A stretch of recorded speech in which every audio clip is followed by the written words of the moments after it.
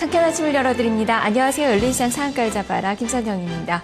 자, 우리 주식시장의 키프로스 사태와 외국인의 매도가 계속 이어지고 있다는 점이 부담입니다. 하지만 이 키프로스 상당히 작은 소국이죠. 유럽의 작은 소국인데 100억짜리 문제라고 어떤 전문가는 이야기를 하고 있습니다.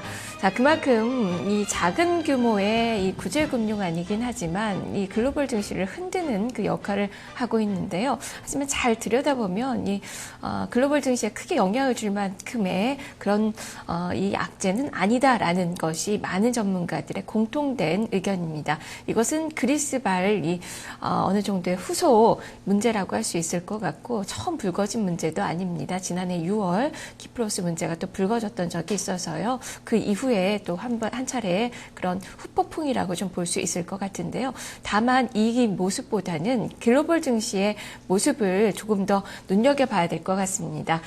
전반적으로 경기가 좋아지면서 주가가 오르고 있고 이런 점들이 미증시로 반영이 되고 있습니다. 간밤 뉴욕 증시가 또다시 다우지수는 사상 최고치를 경신을 했는데요. 그만큼 악재보다는 호재에 조금 더 주목을 하고 있고 키프로스 문제도 많이 플랜 B를 마련을 하면서 완화되는 움직임이 나타나고 있는 그 구간입니다. 우리 시장도 미증시의 상승에 동참을 할 수 있을지 오늘 시장 살펴보도록 하겠습니다. 해외 증시 포인트부터 짚어보도록 하죠. 최하나 기자입니다. 네, 간밤 뉴욕 증시는 키프로스 우려에도 불구하고 연준이 양적 완화 기조를 유지하겠다라는 발표가 나오면서 일제히 상승하면서 마감을 했습니다. 그럼 먼저 종가부터 확인해 보도록 하겠습니다. 먼저 다우존스 지수입니다. 0.39%대 상승폭을 늘렸습니다. 14,511선에 거래를 마감하는 모습이었고요. 대형주 중심의 S&P 500 지수도 보겠습니다. 역시 0.67%대 상승했습니다. 1,558선에 거래를 마감했습니다. 마지막으로 나스닥 지수의 흐름까지 살펴보겠습니다. 0.78%대 역시 오름폭을 확대하는 모습이었습니다. 3,254선에 거래를 마쳤습니다. 그럼 먼저 미국발 이슈부터 체크해 보도록 하겠습니다. 미국 연방준비제도 이사회의 FOMC 회의 결과가 발표가 됐습니다. 기준금리를 0에서 0.25%로 동결하고요. 매달 850억 달러를 매입하는 양적 완화 프로그램도 유지하기로 했습니다. 시장에 호재로 작용이 됐고요. 지표 관련 소식도 한 가지 살펴보겠습니다. 미국의 모기지 은행협회죠. MBA가 지난주 주택융자 신청 건수가 전주보다 7.1% 감소했다고 밝혔습니다. 종목별 흐름도 하나 살펴보겠습니다. 주택시장이 회복세를 보이고 있는데요. 주택 관련주가 랠리를 이어가고 있습니다. 렐나르가 실적 호조 전망에 4.8% 상승하는 흐름이 포착이 됐습니다. 네, 이 가운데 상승 마감한 다우존스 지수의 업종별 그리고 종목별 등락을 살펴보도록 하겠습니다. 먼저 업종별 흐름부터 보겠습니다. 대부분의 업종이 상승한 것을 확인할 수가 있는데요. 금융주와 기초소재주, 기술주 등등이 상승하는 흐름에 동참을 했습니다. 반면에 산업 섹터만 좀 부진했었는데요. 0.1%대 조정을 받는 모습이었습니다. 이어서 종목별 흐름도 살펴보도록 하겠습니다. 상승장 가운데 가장 많이 상승한 종목부터 보겠습니다. 어제도 강세였던 코카콜라사가 오늘도 가장 많이 오른 종목에 기록이 됐습니다. 1.37%대 오름폭을 확대하면서 마감을 했고요. 반면에 30개 종목 가운데 가장 많이 하락한 종목도 살펴보겠습니다. 이 캐터필러사가 좀 부진한 흐름을 보였습니다. 1.51%대 낙폭을 기록했었는데요. 이 관련 이슈가 있었습니다. 이 전 세계의 중장비 판매가 줄어들었다라는 전망에 어제는 하락하는 모습으로 마감을 했습니다. 네, 이렇게 뉴욕 증시가 일제히 상승하면서 마감한 가운데 유럽의 증시로 넘어가 보도록 하겠습니다. 유럽 증시 같은 경우에도 키프로스 우려에 대한 플랜 B가 나오면서 기대감이 반영이 됐습니다. 대부분이 상승하는 흐름이었는데요. 영국의 지수만 하락폭을 좀 늘렸습니다. 그럼 먼저 종가부터 체크해 보도록 하겠습니다. 프랑스 까크 지수부터 흐름을 살펴보도록 하겠습니다. 프랑스 까크 지수입니다. 1.43%대 오르는 모습이 포착이 됐습니다. 3,829선에서 마감이 됐고요. 독일의 닥스 지수 역시 오름폭을 확대했습니다. 0.68%대 오르면서 8,001선의 거래를 마감했습니다. 마지막으로 영국의 푸츠백 지수까지 살펴보겠습니다. 어제 좀 부진한 흐름을 보였었는데요. 0.13%대 조정을 받으면서 6,432선에 마감했습니다.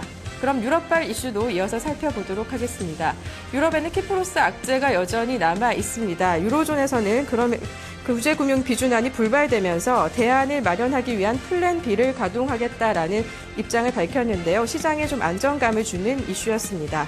또 영국의 소식도 전해드립니다. 경제 성장률 전망치가 기존의 1.2%에서 그 절반인 0.6%로 하향 조정되면서 지수 하락에 영향을 미쳤습니다. 마지막으로 종목별 흐름도 하나 살펴보겠습니다. 영국의 의류 소매 업체인 아소스가 시장 기대를 웃돈 실적을 발표하면서 2.28%대 오름폭을 확대하는 모습이었습니다. 그럼 상승 마감한 프랑스 까크 지수부터 자세한 등락을 살펴보도록 하겠습니다. 종목별 흐름부터 보겠습니다. 가장 많이 상승폭을 늘린 종목부터 볼 텐데요. 통신주 강세였습니다. 비방디사가 어제 가장 많이 올랐습니다. 4.38%대 오름폭을 확대하는 모습이 포착이 됐고요. 반면에 하락한 종목도 보겠습니다. 호텔업체주 아코르사가 어제는 낙폭을 기록했었는데요. 1.85%대 조정을 받는 모습이었습니다. 이어서 독일의 닥스 지수의 흐름도 살펴보도록 하겠습니다. 닥스 지수도 역시 상승하면서 마감이 됐었습니다. 업종별 등락 먼저 보시면요.